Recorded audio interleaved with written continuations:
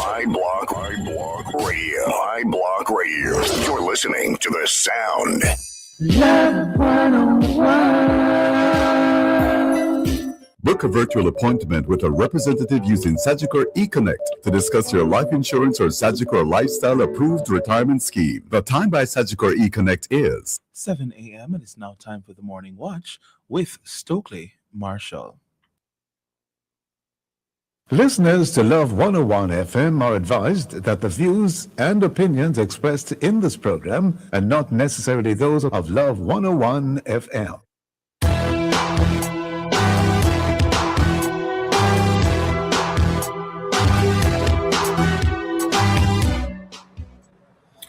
Hello and welcome to the Morning Watch on Love 101 FM. I'm your host, Stokeley Marshall. A special welcome to our listeners on love101.org, and if you are overseas and on the move, U.S. listeners can access us at 712-832-8001, and if you are in the UK, 0330-332-6541, or join us by the Love 101 FM app that can be downloaded from the Google Play Store or the Apple Store. You can also join us on Love 101 FM Facebook and YouTube Live. In the first watch today, is oil a blessing or a burden? And in second watch, implications of multiple sporting events being cancelled in this season.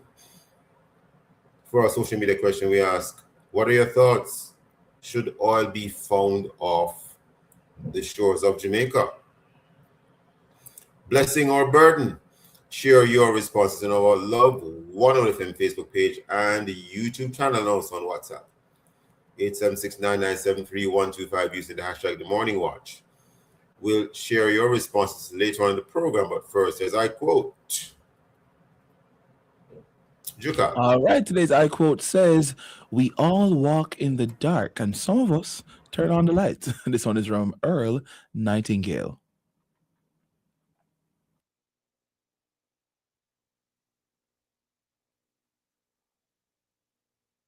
We all walk in the dark, some of us turn on the lights, they say. That's right, from Earl Nightingale.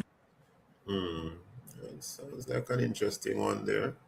We all walk in the dark, and some of us turn on the light. So some of us have not yet seen the light.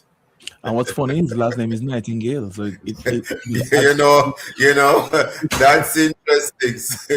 Nightingale, of all the names to have. The night. Right? Good morning. Good morning, Mr. Dyer. Good morning, how are you doing? Morning. Well, the first watch. We'll be back after this break.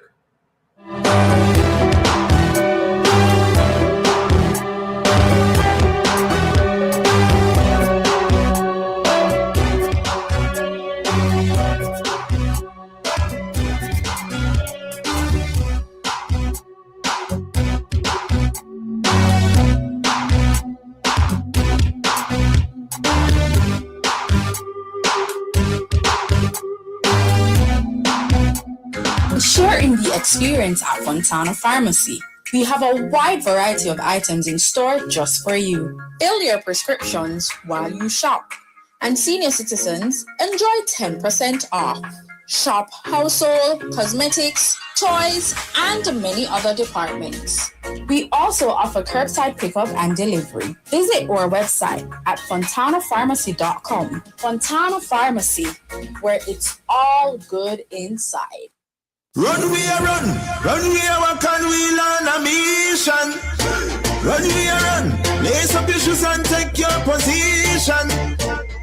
Put on the Sigma S on your chest, every stride, every step we bring out the best. No time to linger, no time to rest. Run we a run, walk and wheel for the west. We'll build up the schools, bring hope to the youth.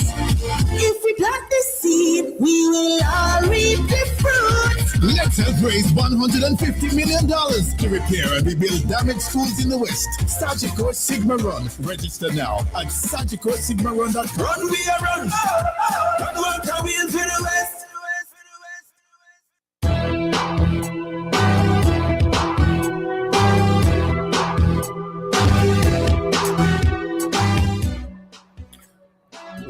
back to the Morning Watch. I'm your host, Stokeley Marshall. We are in the first watch, and our first watch today will be pretty interesting because it's about our natural resources. This week, news broke that that a research vessel is offshore Jamaica.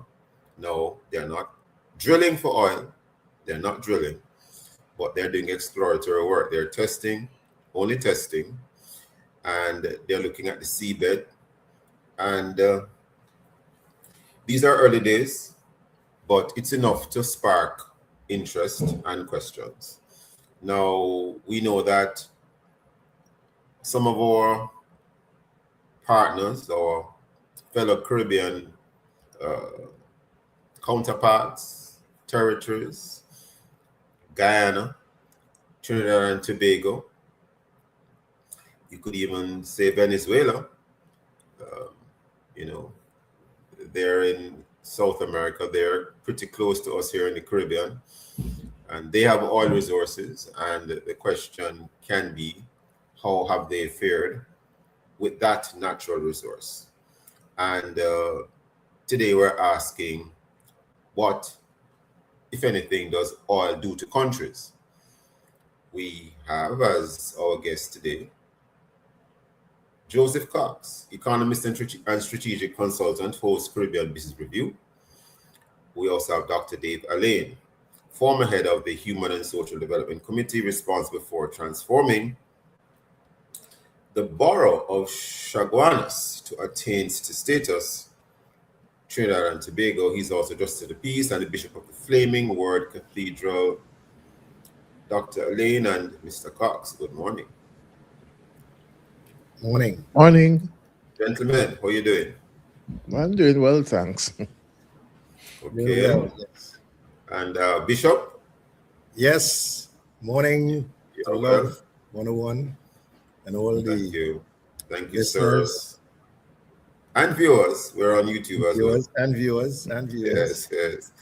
Now, the Energy Minister, Mr. Daryl Vaz, the Honorable Daryl Vaz, has stated that this activity, I'm quoting here, from the Gleaner, January 27, 2026, reported Jerome Williams.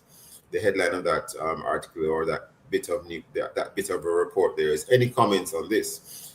He's quoted as saying, Daryl Vaz is quoted as saying, this activity represents an early stage, non-intrusive exploration effort aimed at improving our technical understanding of Jamaica's offshore petroleum potential. It does not authorize drilling or production. It is a data gathering exercise that supports informed, responsible, evidence-based decision making, and there's reference to the company involved, United Oil and Gas. How does it strike you, Joseph Cox? Well, I mean, put it this way, it's very preliminary days yet. So you because you don't even know if you have commercially viable quantities of oil. So a lot of this conversation, I suspect, is in the event that if there is sufficient quantities there. But one of the things we have to recognize is that, for example, even if the research findings come back and said there's a potential for oil, there is, as we have seen, for example, in Ghana, they have many tests, even if they go to the point of where they start to drill, exploratory drilling, you have many a slip between the cup and the lip. And even when they discover, if they do discover oil, there is a considerable time lag between when you actually say you find the commercial quantities and when you actually start to extract. And in the case that I have known, of course, it was roughly about 5-6 years. That was the time lag between the two. But where I would like to start with it is that, one, is real to look even at your question that you raised this morning, whereby, whether it's a burden or a blessing. And to me, it's not a binary choice.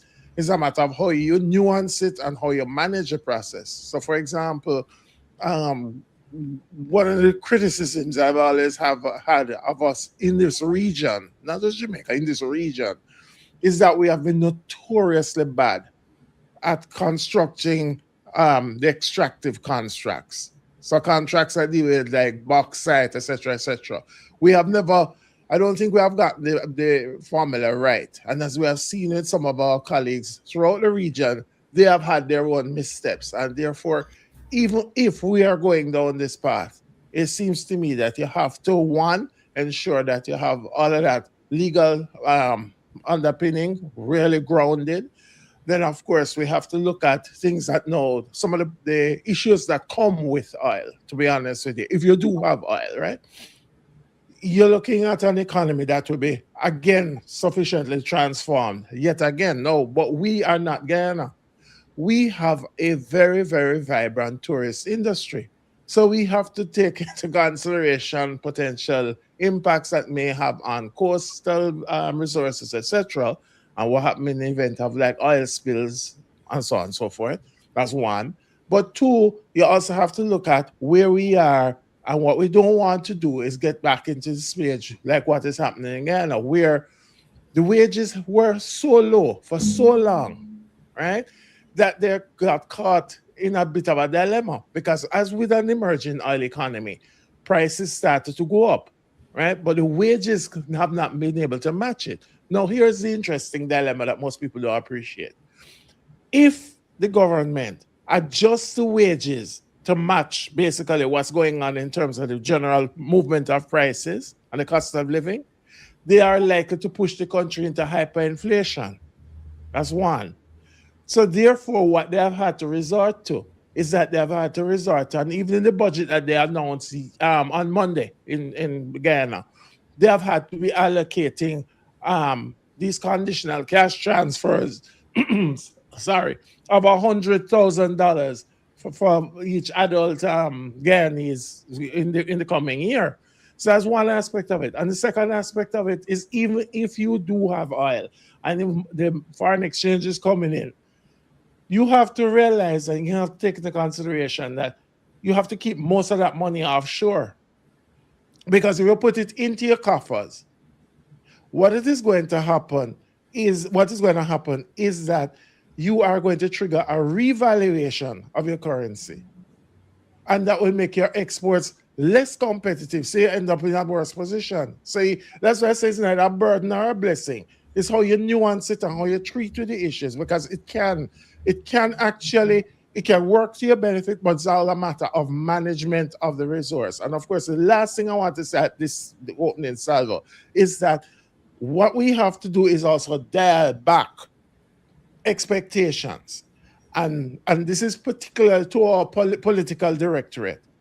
Because I've seen, and I saw it in Ghana, to be honest with you, where initially when the oil was found, call it that, you had politicians making wild promises that people are suddenly going to be getting cooking gas for free, another kind of thing. No, so you have to learn to introduce a higher level of discipline, even within your political class, so that you don't end up over-promising and try to cash in politically on resources that you have not yet realized. You do not know the scope of it, and therefore you can put yourself at a disadvantage. So I will yield at this point. So, okay, I hope I've managed to at least share my thoughts with clarity.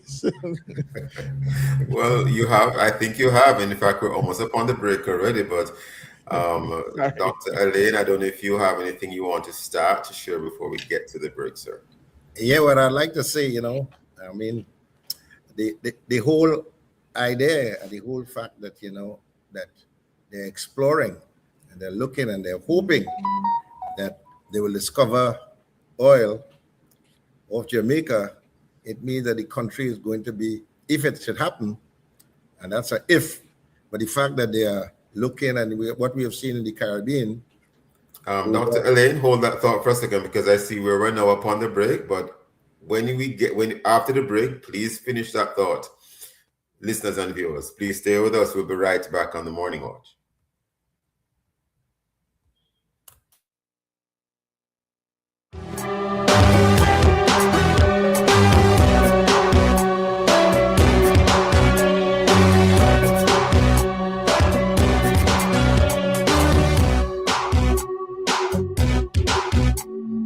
Hurricane Melissa may be over, but the emotional impact can linger.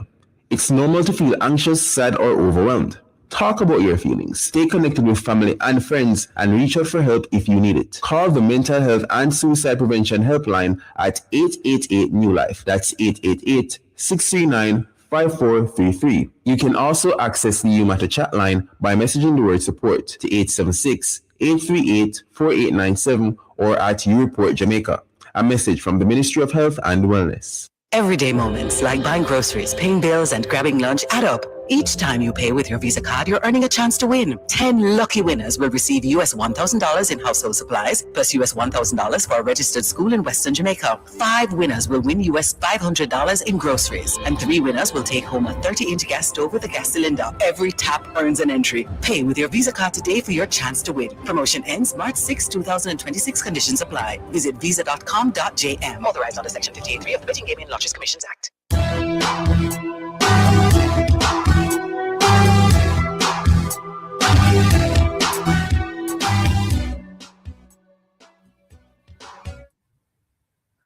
Welcome back to the Morning Watch. I'm your host, Stokeley Marshall. We are in the first watch, having a very, very, very interesting discussion with Joseph Cox and Dr. Dave Allain. The topic is oil a blessing or a burden? Interestingly, Dr. Dave Allain is from the neighboring island of Trinidad and Tobago. He's also a bishop, and he has held a number of other posts and holds a number of other positions. Joseph Cox, a Jamaican, well-known economist and strategic consultant. Both gentlemen have very extensive resumes, I'm sure, and we are seeing lots of things about them. But in the interest of time, Dr. Dave Allain, sir. Yes. Would you like to continue your thought? Because, of course, Trinidad and Tobago has oil. Yes. And from the looks of things, you're not doing too badly from it. All right. I'm not saying you couldn't do better, but you're not doing too badly, it would appear. And you started to comment. Go ahead, sir. All right, let me continue. We have seen, what we look at the Caribbean, and we see that, Guyana, what has happened in Guyana? Well, of course, Trinidad, over 100 years ago, what has happened in Guyana, Suriname, the Bahamas, all the different countries. So there's a very likely probability that they would find oil in Jamaica. And of course, that is going to change the whole dynamics. It's going to change the whole narrative. It's going to change the whole outcome and the trajectory of Jamaica becoming a petro state. And Jim Rohn once says that if someone were to give you $1 million, right, and you're not a millionaire, better hurry up and become a millionaire. So the fact is that if that should happen, the people of Jamaica should really hurry up. There should be discussion, there should be training, there should be discussion. What we're doing here is very, very important to have that kind of discussion so that the people could understand what this really means and how are we going to adapt and adjust and navigate ourselves, and how are we going to look at the trajectory of what this is going to cause in our country, because our country the country Jamaica will become a developed state, a petro state, and a lot of things will change. And the change will come sudden, but people have to be prepared by the kind of discussion and the kind of dialoguing that we are doing now. As I say, our nation, the nation of Trinidad and Tobago, would have gone through over 100 years. There was a time when our Professor Andrew Jupiter, who was the permanent secretary in the Ministry of Education, said Trinidad is bursting at its seams with wealth because of the high oil prices and all these things. But when we look at what has happened after 100 years, there's still communities, there are still areas, there are still rural districts that are disenfranchised. And I am saying that with this kind of thinking, we should really put in place, have social architecture, right? Who could come together now and say, listen, this is going to be a possibility. Let's have this in place. Let's look at different models that we can make sure and not make the mistakes of other nations, because we would have learned by now how to move forward. And therefore, at the end of it, but as you keep continuing, you're going to see great development within the Caribbean, and you're going to see great development within Jamaica, and becoming a big player on the grand global scale. So these are some of my contributions. What would you say, Dr. Elaine, are any lessons we could learn from countries like Venezuela, Guyana, Trinidad and Tobago, and we have countries in other parts of the world? Well, what you have to look at, as I said, you have to look at the model. I think they were just taken into the wealth came, and because of the politics will have to be adjusted. Because with the politics of a country, there are people who belong to political party, they would benefit, and the people who don't support, they will not benefit. And you find that all these things can lead to social unrest. It could lead to so much difficulties within your nation. You see, one of the things is that when oil comes and all that oil will come, they look at development not across the board, but at particular areas.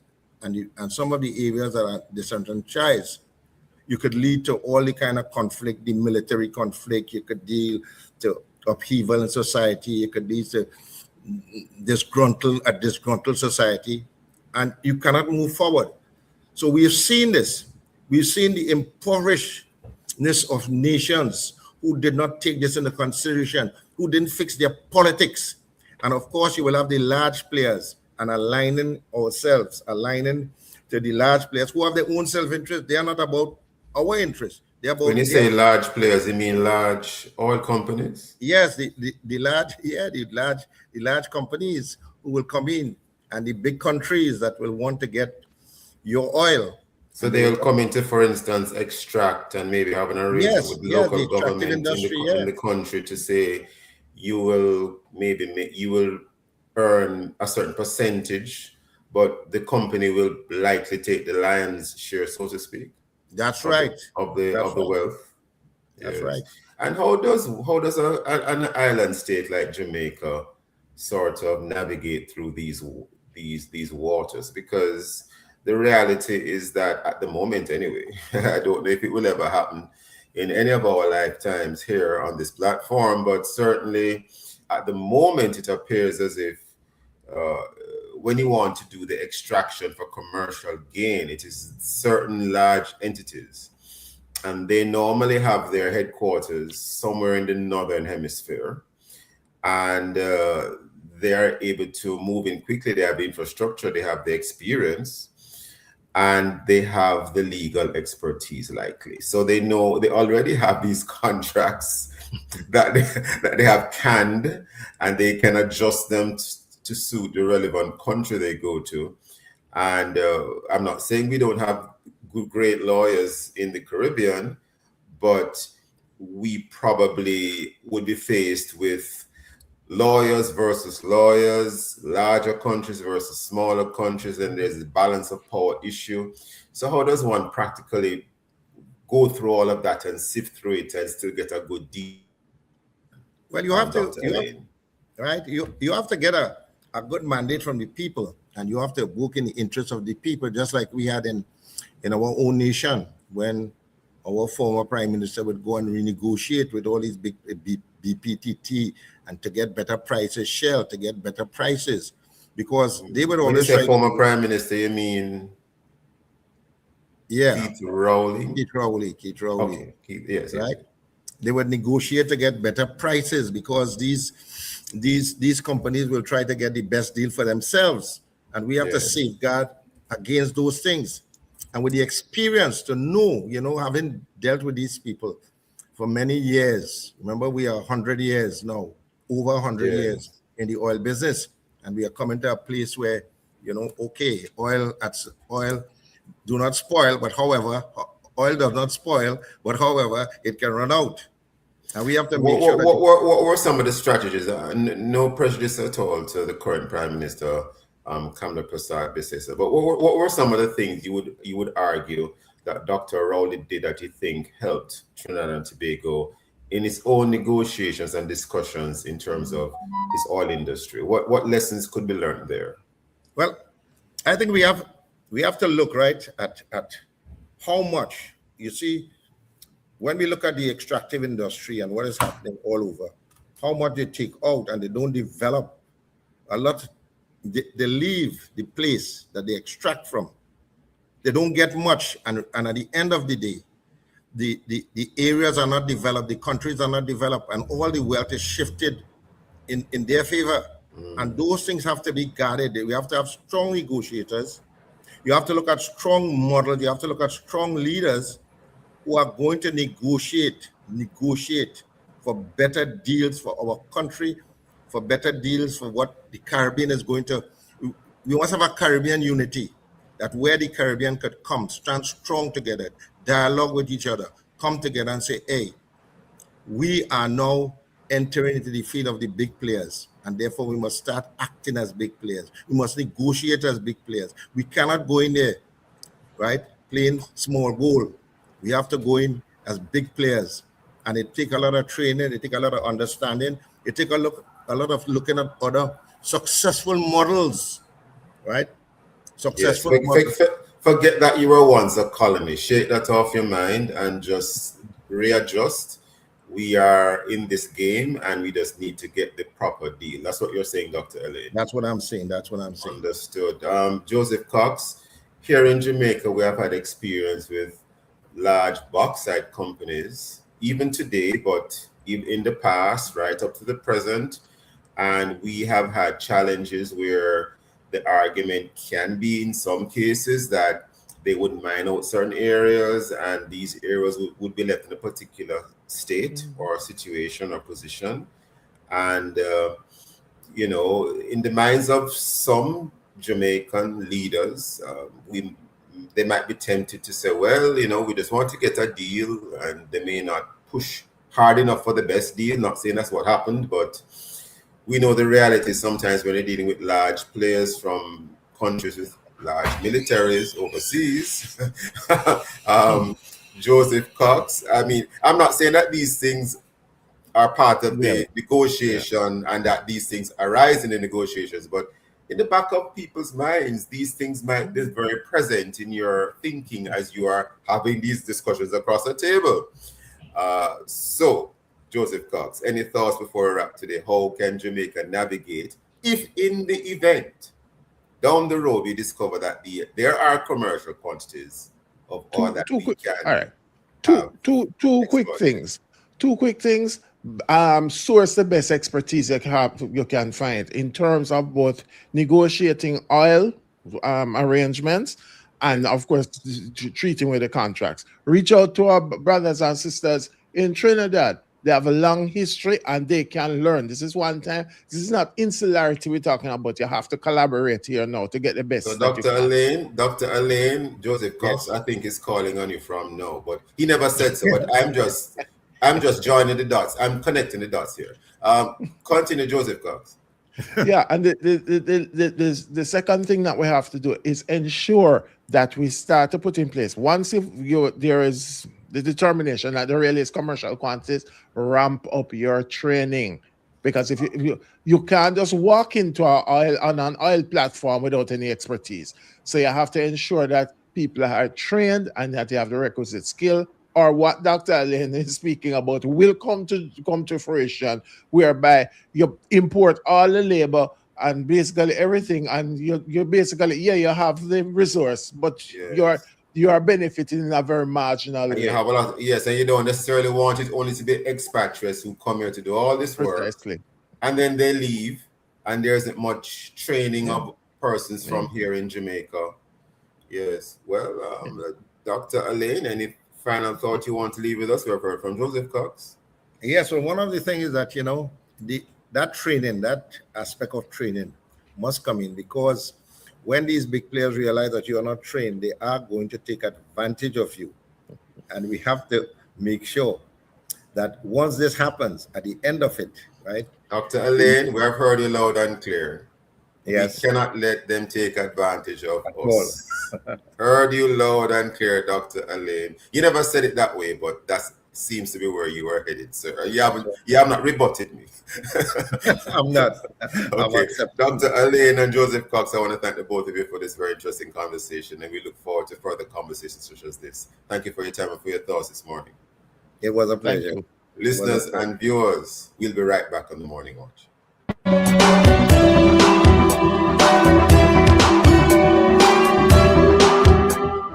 Start your journey with a JN Small Business Loan with small business loans as little as $10,000 and up to $4 million. The time by JN Small Business Loan is 7:30. Project Rock, we're rocking with that. Project Rebuild, overall and come strong. The security force, yeah, we're looking at that. Better surroundings for a better state of mind. New vehicle mobilization, help secure our nation. Investing in facilities for modernization. It's rehabilitation, relieving frustration. Not just for the force, but for the citizens, them say what? Project Rock. Building today for a safer tomorrow. A message from the Ministry of National Security and Peace. More parts, more brands, same Berts you trust. From Audi to BMW, Mercedes-Benz, and Volkswagen, we bring premium German service and suspension parts straight from Europe to Yard. No waiting on imports, no delays, just quality parts available when you want them. Visit any of our locations, Camp Road, Malines Road, or Hagley Park today. More parts, more brands, same Berts. It hurts if you don't check Berts. Mama work hard, for real. She do the most to send me and my brother go school. So, the dream was always to go to university. Well, I fulfilled 2 dreams with 1 Jane Bank savings plan, you know. I further my education and I make mama proud. Say so you can make the part, travel part, graduate like a star. Stop wishing you could. With your Jane Bank savings, you absolutely can. Jane Bank will help you find a way.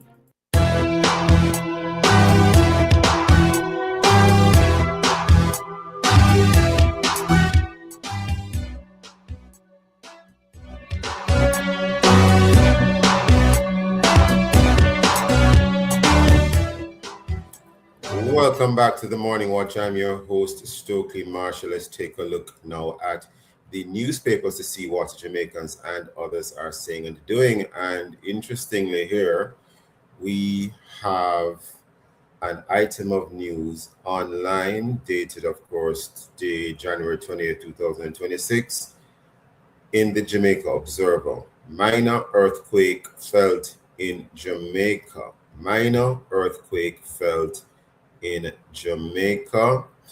A minor earthquake was felt in sections of Jamaica on Wednesday morning. The tremor was felt about 3:47 a.m. And of course, persons will be concerned about this. We also have in the Jamaica Observer a bit of news here. Lee Chin, referring to Michael Lee Chin. Lee Chin linked firms pay US $94 million after deadline. Bondholders rule out enforcement.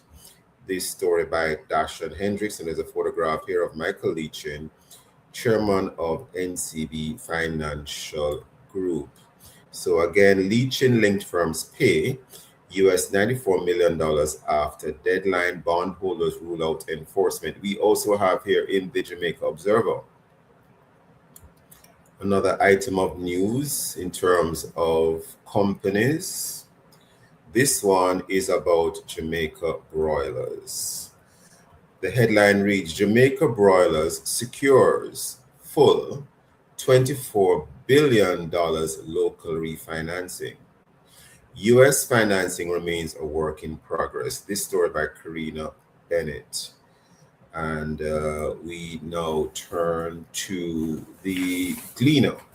And we have here in the Gleaner 6.7 million meals, from back roads to helicopters. World Central Kitchen and partners fed a storm-stricken Jamaica. This story by Janet Silvera.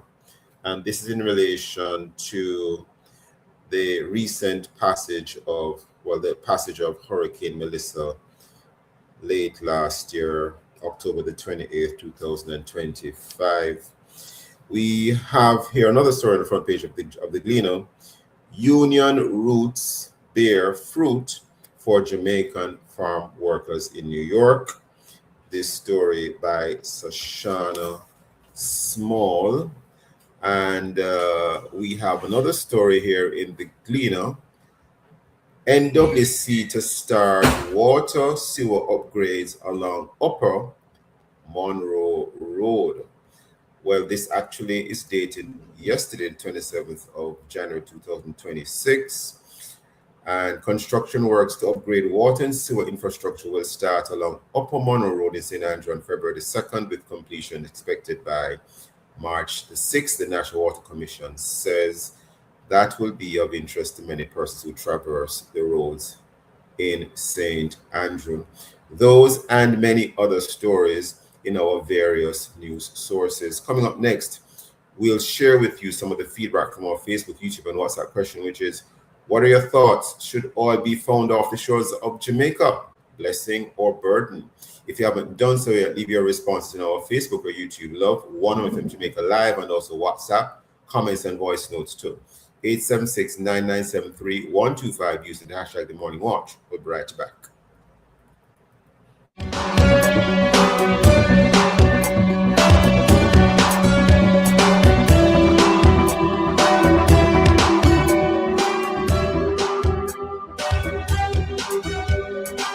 Are you living on or in possession of family land?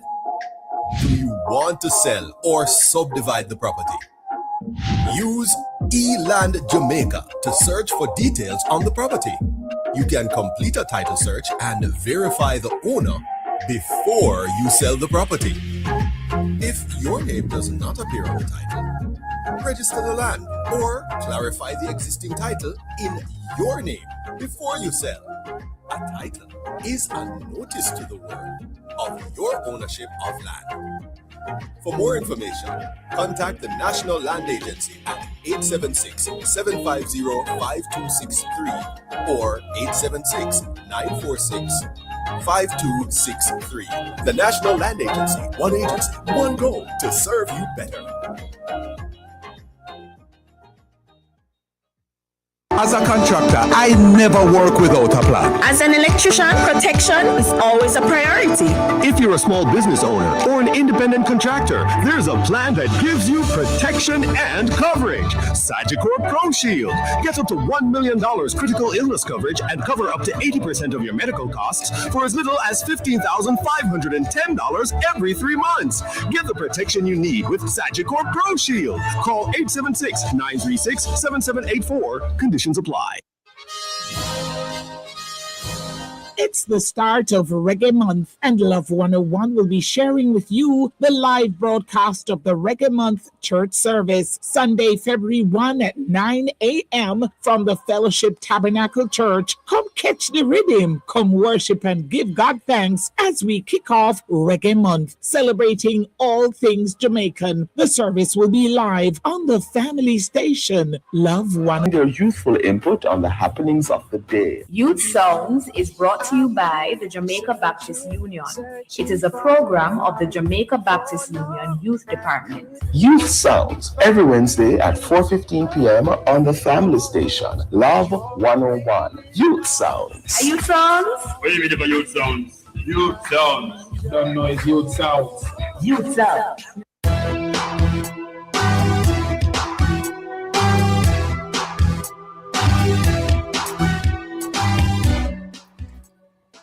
Welcome back to the Morning Watch. I'm your host, Stokeley Marshall. Now for your responses to our social media question, which is, what are your thoughts? Should oil be found off the shores of Jamaica? Blessing or burden? Jacal. All right, yes, we do have some responses from our WhatsApp line. The first one comes to us from Edna in Kingston. All right, while that voice note loads, let's take Cherry. Cherry says there's no blessings or burden. It's how we manage ourselves as a country, looking at inflation and how we manage ourselves, or our resources rather, with no political promises that are vague. Agree totally with your guest. Edna sent a voice note. Let's hear from her. Good morning, Morning Watch. Good morning, Love 101 listeners and staff. Oil on our shore. Will it be a blessing or a burden? For me, it can be both a blessing and a burden. It depends on how it will be managed. Yes. And it will be a big changes for Jamaica. Yes, it will. And I hope if they does find oil, for sure, it will be managed properly and for the betterment of the country and the people on the whole. All right, thank you so much, Edna. Those are our responses. Thank you, Jacal. Thank you. They're essentially, both of them essentially pointing to management. Management. We move right into the second watch, and this is dealing with management in another area, track and field. Now, looking beyond the surface, of course, there are a number of sporting events we have in Jamaica. It's not just the main or major ones that we hear a lot about, on television, etc., in other areas of the media. There are lots of different track meets we have across the length and breadth of Jamaica, and these track meets provide opportunities for athletes to not just showcase, but to get practice, to expose them to, competing. And they compete in events until they get to some of the more major events, so to speak. And a number of events, whether you describe them as major or not so major, you'd be the judge of that. A number of them are being canceled or have been canceled recently. It's causing a number of concerns, and persons are asking questions as to why. Why is this happening? And what impact, if any, will it have on track and field? Well, we have as guests today to discuss this very interesting, and I would perhaps add concerning topic. Dwayne Richards, Chief Executive Officer and founder of Yardie Sports, and Trishana McGowan, former national athlete and award-winning sports journalist. Trishana McGowan, Dwayne Richards, good morning to you both. Good morning, Stokeley. Good morning, Trishana, and good morning to the Love 101 FM listeners. Trishana McGowan, are you on the line? Not yet? Okay, seems like we only have you at the moment, Mr. Richards. We get right into the conversation. Dwayne Richards, why are so many meets being canceled? We are hearing a number of reasons. Can you drill down for us and tell us what is really happening? Well, at the moment, we've had a number of high school meets canceled, and we also know that the major international meets that we host here are also going to be canceled. That's the Racers Grand Prix and the Jamaica Invitational. We won't be having that this year for the seniors and the juniors alike who participate in that event. And, it's very concerning to me. Why are they being canceled? The reason? Funding is the reason that we're hearing for those that we have heard from, except the one from the West, the Western Relays, that they said was an issue of venue. But for me, it's a little bit, for the Western Relays, I'm a little bit taken aback because we knew from early last year that the GC Foster College would not be available. And I thought that the Western Relays committee would have adapted and found another venue in time, but they didn't. The Queen's Grace Jackson meet is the only meet that's put on by a girls' school. That one was slated for this weekend. That's also canceled. And for me, it's a big thing when historic events, because the Western Relays is a big event for that side of the island and for Jamaica. When you think about Western Relays, every name that you can mention in Jamaica's track and field, Sheldon Fraser Price, Usain Bolt, Johan Blake, Safa Powell, all of them would have participated in the Western Relays. It was a big thing when they were students. It was a big thing when they were running club events, because they would participate in the club events. And that was one of the highlights of the Western Relays, to watch the clubs going at each other and knowing that you'll be able to see the top athletes sprinting, right around the track in Montego Bay. So it has taken away a lot from Mobe, the cancellation of this meet. Dwayne Richards, only because of time, I'm getting a signal. We are now upon the break. Hold that thought for a second, listeners and viewers. We will be right back for the Morning Watch. Jamaica, the national budget is here and it affects you, your family, your future, your community. It's all connected. Now is the time to get informed and get involved. What's new? What's changing? And how will it impact your daily life? Tune in on Tuesday, March 10 as the Honorable Faber Williams, Minister of Finance and the Public Service, presents the 2026-27 Central Government Budget. The national budget is everybody's business. Visit mof.gov.jm for more details.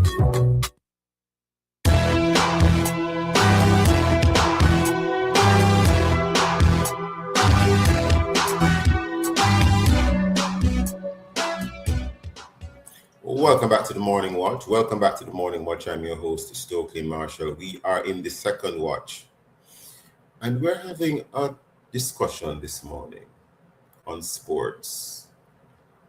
And it is a discussion which is generating, or is based on a topic of, shall I add, grave concern.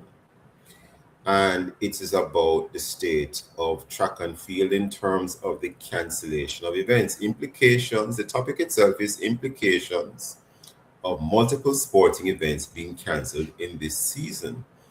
Our guests, Dwayne Richards and Shoshana McGowan. Well, so far we have Mr. Richards. I think we're trying to have Shoshana McGowan join us by some method online. Maybe not the initial way we thought she'd be joining us, but we hope to have her on in a minute or so. Dwayne Richards, I'd asked you, why is it that so many events are being cancelled? And you had started to respond. I want you to continue, but in continuing, sir, I gather that one of the challenges that we're having, apart from funding that you mentioned earlier and issues with a venue for one particular set of one particular event, some of the administrators in sports at the schools, they're having challenges with data management. Do you want to weigh in on that while you answer? Go ahead or continue, Mr. Richards.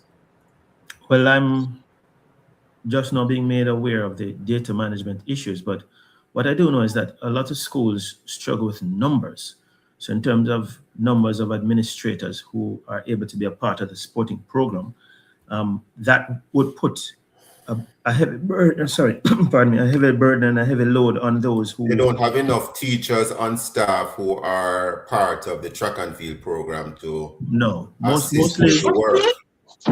those who are involved are volunteers, and most teachers are stretched to the limit, in any way. So it would require a lot from the teachers to give more of themselves. Some do, and you see it, I see it even in schoolboy football where, teachers have helped and it helps to balance things. And data management is crucial because errors get made. And I know of one athlete who was a potential medal winner at Champs last year, who, because of data mismanagement, was not registered, missed out on an opportunity, and I'm certain she would have medaled. So those are some of the challenges that schools are faced with.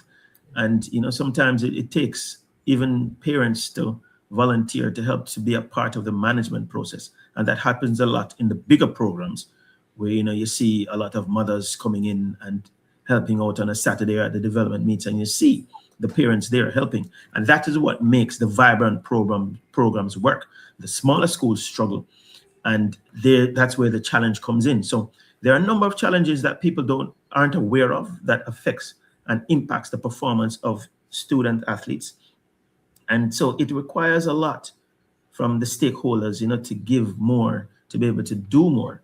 And the cancellation of the meets, as we were speaking about before, is of big concern because some schools would earmark the bigger meets and the ones that are held on synthetic tracks because we don't have a lot of synthetic tracks across the island. So the meets that are on synthetic track are really important to the smaller schools who aren't able to travel every weekend. And when those get canceled, it has a big impact on their overall program.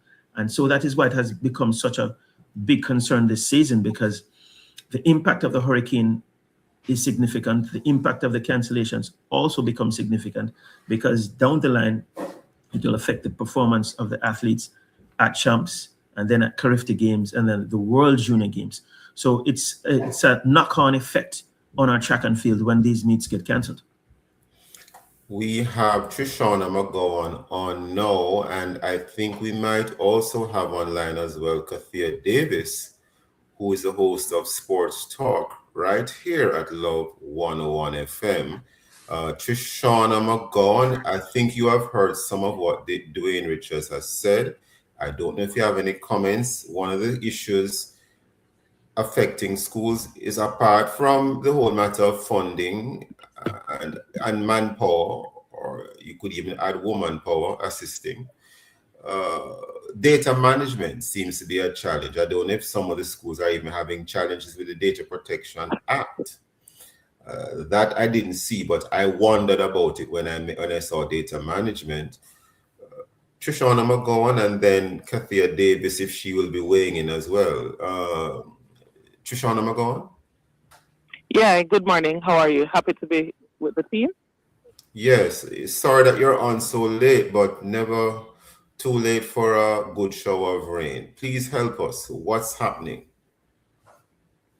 I mean, from a little that I heard from Dwayne, I think that since the pandemic, sports really have struggled to regain its footing.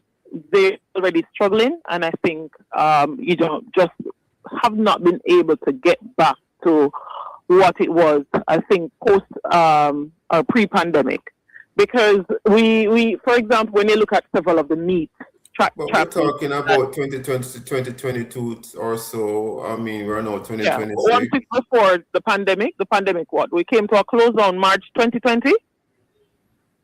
And I'm just saying, I mean, it's been a while. So what has changed so much? I think that our young people mindset have changed. Really? In what way? The tolerance people had to sit down and watch certain things. I think before the pandemic, people's attention span has become shorter as well. Oh. And drill down a bit for us. That sounds very interesting, because we had a discussion yesterday on the morning watch, about the internet and the whole matter of attention span came up. So slow down a little bit and tell us why you think lower attention span, we're talking about AI and that sort of thing. Why you think attention span is an issue, Trishana McGowan? People usually go to track meets and would be there for hours. Athletes, which are the real pillars of what we are doing, especially at the high school level, you find that they're not interested in a lot of things. And even when you don't want to go to a track meet anymore and sit down in the hot sun for hours watching people run. I do it because I love it, but not many some people don't want to do that anymore. Exactly. And you find that it has played a part. And because of that, sponsors will avoid where their turnaround to earn, because whenever a sponsor is on board, they must be benefiting. And the sponsors will look on to see how will we benefit from this when the results are not what they used to be. You always have athletes doing well, no doubt. We turn over numbers of athletes doing well, dime a dozen. But there are other aspects where sponsors look at. And if they are not going to see where they can benefit, you find that the sponsors will pull out or pull away or give less of. And I think that's one of the major issues we're having. Because track meets cannot run by themselves. The organizers simply cannot run a track meet by themselves. They need the assistance of sponsorship or partnership. And when you find that, sponsors are losing interest for various reasons, that's when sport suffers. William, yesterday's topic was just for Trishana McGowan, I don't know if you were listening to us yesterday. The topic yesterday was 2026, the year of the return of the analog. I want to make sure I say correctly. Going analog again. Why 2026 feels like the year of analog? Essentially, the persons are saying, well, you need to have a balance, because if you go too much down the road of the internet and AI and so on and so forth, people lose touch with things like, reading an actual physical book, etc. So we had a nice discussion about that yesterday, but you are saying that since 2020, people's attention spans have shortened. And that's one of the things one of the guests mentioned yesterday, that younger people in particular, are having lower attention spans. So Trishana McGowan, what do you think will happen going forward? Because I know athletes rely a lot on these track meets leading up to major track events to get practice, to be exposed to different types of tracks, different types of situations in their potential track and field career going forward. So do you have any ideas as to how this can be nipped in the bud? I think that, there are some track meets that will always have the support. So it will come down to the coaches being very strategic, how they will use those track meets that will be available at all times to have athletes compete. And you know the athletes who will initially or immediately at various track meets will hit those qualification times and marks to qualify for the Boys and Girls Championship. Now, once those athletes have qualified, again, with strategic planning, it's easy to manage, or easier to manage once, okay, these are the meets on the calendars, this is what we will have to do, and this is how we will do it. So at each time they will have to pivot, and they're very much capable of doing that. So that's all it requires, just a little bit more logistics based on knowing which meets are available, and you work based on those available meets. By the way, I should have added earlier to those listening and those watching that Kathia Davis, the host of Sports Talk here on Love 101 FM, she will not be joining us on the platform this morning. But of course, Trishana McGowan, you are here with us. I want to raise this to both of you, and you could make your closing thoughts around this. Isn't it true that these track meets, the constant sets of track meets we have here in Jamaica, are what help to distinguish Jamaica from a lot of other countries, because we have so many meets? So by the time we get to the international level, it's no wonder we have so many elite athletes doing so well on the international stage. So if you begin to chip away at having a lot of meets at the preliminary stages, so to speak, if I could use that term, might it not impact us negatively going forward? We might end up having less elite athletes going forward, or is that a wrong thing to think? Starting with you, Trishana McGowan, and then closing with you, Mr. Richards. Trishana McGowan? I believe that we are where we are in terms of sports worldwide. Yes. The technology that is now made available and the science behind it. Yes. I think in everything you work with what you have, and you look for more, I'm sure. But where we are, especially coming out of the pandemic, Beryl, and then Melissa, we just have to keep adjusting our sales. We can't keep looking at what we had. We have to work with what we have. And I think only because of time. Thank you. Very loud and clear, Trishana McGowan. Only because of time. Doing Richards in a couple of seconds before we wrap this morning, sir. Yeah, I think that we need to look at safeguarding our product. The development meets are a big part of it, and I think we need to focus on ensuring that we don't lose that. Have to leave it there this morning. Trishana McGowan and Dwayne Richards, thank you for your time and for your thoughts. We're completely out of time. Trishana McGowan, so sorry that you only came on for a couple of minutes, but I think we were able to have a lot of your thoughts shared with us. Wish we had a little bit more time. Thanks for having me. Thank you for being with us. Mr. Richards, thank you so much for being with us. And have a good day, the both of you. And viewers and listeners, thank you for being with us today. And we do apologize for having Ms. McGowan on so late, but notwithstanding. Join us again tomorrow as we look at other topical and controversial issues. And don't forget to tune into the Morning Watch Year in Review at 8 p.m. tonight. And visit the Love 101 FM YouTube channel and Facebook page for this and all other Love 101 FM programs. Listen to the Morning Watch on our Love 101 app and download this and stay connected to us. Love 101 FM, the #1 gospel station in Jamaica. And don't forget, again, to tune into the Morning Watch Year in Review 2025 at 8 p.m. tonight. Thanks to our producer, Kathy Gale, and to our guests. Join me again tomorrow as I look at issues of the day. I am Stokeley Marshall, handing back Love in the Morning with Chukal.